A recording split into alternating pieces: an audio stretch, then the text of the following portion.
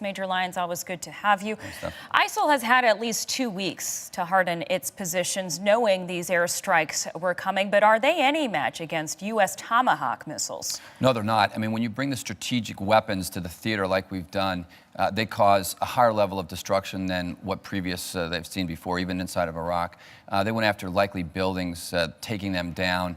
So any command and control structures, the logistics facilities, had a very higher attack rate based on these less airstrikes. And Mike, I want to take a look at this map that we have up here for us that shows us all of the cities that have been hit by these airstrikes. What are the significance of the cities that were targeted by the U.S. and the Arab coalitions? And specifically, Aleppo was one of the areas hit.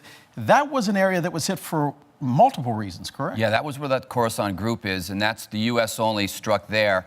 And they specifically said command and control communications facilities. So they must have good intel, I think. That's the key about that strike. But if you notice, they're all on that river, the Tigris and Euphrates rivers, which is where the positions of ISIL were their strongest at this point in time. So their headquarters in Raqqa, which is their center of gravity. So if you look at this, you see they go from there, from that center of gravity out. So Raqqa, you say, is the center of gravity. This was the key place that was hit. That's right. That's where their command and control structure was, their leadership, their training camps. That's where, in all likelihood, large formations of troops could be forming.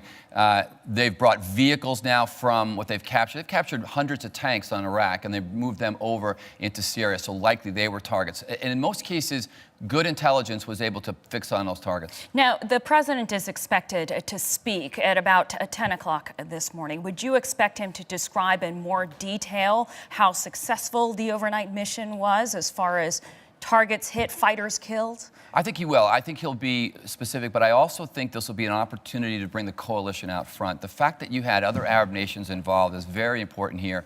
And judging by what's happening in the Arab stations this morning, what they're saying about it in favor of it, this is not just an American coalition solely by Americans at this point. I think it's very important.